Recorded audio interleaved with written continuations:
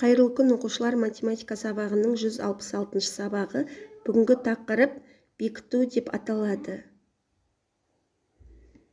Балалар, бүгінгі сабақта сендер уақыт өлшем бірліктерін қолданасыңдар.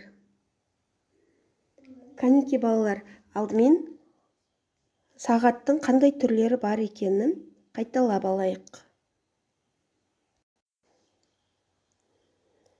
Дүние жүзінде әр түрлі сағаттар бар, олардың барлығы да қолданыстарға ие. Мысалы, біз қолданып жүрген сағаттарымыз бұл ақылды сағат деп аталады. Сол сияқты құм сағат бар, күн сағаты бар, механикалық сағат, атомдық сағат деген бар. Көріп тұрмыз ба, балалар? Және қалта сағаты бар, суретте көріп тұрғаныңыздай. Ал енді осы уақытты сағатпен анықтауға байланысты есептер шығарайық. Бүгін бізде 88-ші бет, ондағы бірінші тапсырманы жазбаша орындаймыз.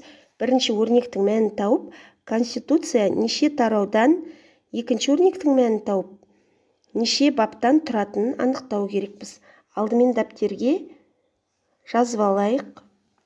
Ал енді амалдарды орындаймыз. Алдымен жақшаның ішін орындаймыз. 99 шықты. Одан соң бөлуді орындаймыз. 90 шықты. 99-дан 90-ды азайтқанда 9 шықты. Демек, Конституция 9 тараудан тұрады. Енді неше баптан тұратынын білу үшін екінші өрнектің мәнін таба қойыңыздар өз бетіңізбен, және есіңізде сақтап, жаттап жүрейік. Номер 2 тапсырманы ауызша орындаймыз. Амалдарды орындауымыз керек. Әрбір өрнекті мәнімен сәйкестендірсек, сонда бұл сағаттардың әлемнің қай қаласында орналасқандығын анықтай алатын боламыз. Алдымен балалар, 9 сағат 45 минут, одан азайтуымыз керек 263 минутты.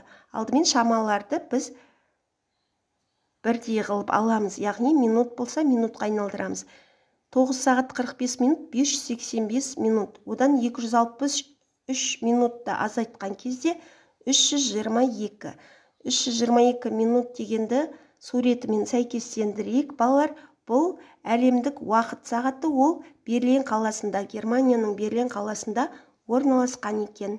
Ал енді қалған сағаттардың қай жерде орналасқандығын табу үшін төмендегі өрнектерін өз бетіңізбен таба қойыңыздар.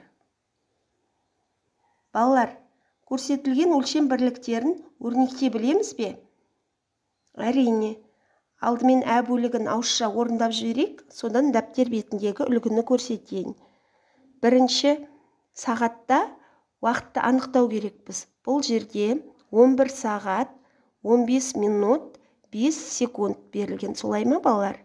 Егер түнгі 11 болатын болса, ол 23 сағат, 15 минут, 5 секунд болады. Қалған уақыттар нешені көрсетіп тұр? Қанеке таба қойыңыздар.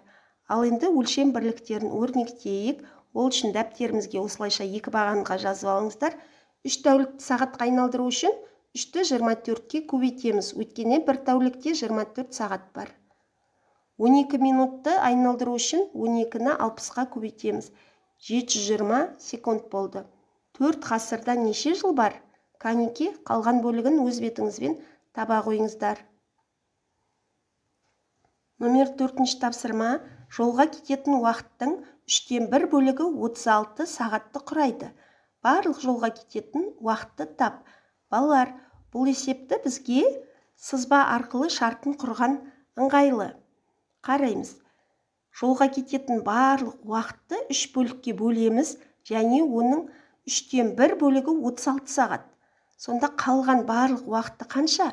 Ол үшін біз 36-ны көбейтуіміз керек 3-ке. Қанеке тездетіп есепте қойыңыздар, сонда барлық жолға кететін уақыт неше сағат екендігі табылады. Енді балалар, кесте бойынша өрнектер құрастыру керекпіз. Бұны біз жазбаша дәптерімізге салып алайық. Одан соң қазір есептеуді үйренеміз. Олардың мәнін табуымыз керек. С-ның мәндері белгілі, бұл әріпті өрнектер балалар. Әріпті өрнектің мәнін табуға болады, егер әріптің орнына сандар қойсақ. Берілген сандар С тең 150, 32, 206, 19, 95 және 105. Енді алдымен 2-ні с-ға көбейтуіміз керек. Яғни 2-ні алдымен 150-ге көбейттік. 300 болады. 2-ні 32-ге көбейтеміз. 64. Осылайша қалған сандарға с-ның мәндерінен көбейтіп шыға қойыңыздар. Одан соң с-ның мәніне 505-ті қосуымыз керек. 150-ге 505-ті қосқанда 655. 32-ге 505-ті қосқанда 537. Үшінші өрнекте мыңнан с-ның мәнін азайтамыз. Кәнеке. Біріншісінде 850 шықты, екіншісінде 968 шықты 32-ні қойған кезде.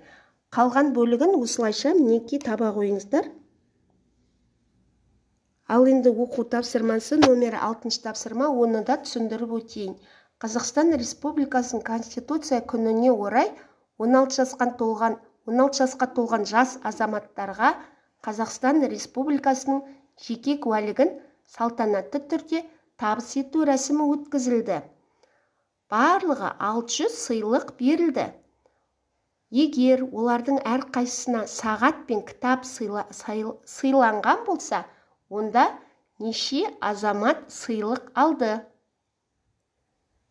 Яғни, бір кітап пен бір сағат болса, әр адамға 2 сыйлықтан, солай ма? Бір адамға 2 сыйлық, ал 600 сыйлықты табу үшін біз 600 сыйлықтың неше адамға берілгенін табу үшін әрине біз 600-ді 2-ге бөлеміз. Өте оңай, үй жұмысын осылайша аяқтап жаза қойыңыздар. Балалар, кәнеки, өзіміз бағалайық. Біз таудың қай жерінде тұрмыз? Егер сабақ барлығы да түсінікті болса, таудың биік шыңына шыққан боласыңыз. Егер түсініксіз болса, орта жағында. Ал кері байланысты осы сөйлемді аяқтау арқылы, толықтыру арқылы жаза қойыңыздар. Төменге комментарий ретінде қалдырсаңыз да болады. Мен бүгін не үйрендім? Маған не қызық болды? Маған не қиын болды? Соны жаза қойыңыздар төменге. Сабағымыз аяқталды, балалар. Сау болыңыздар.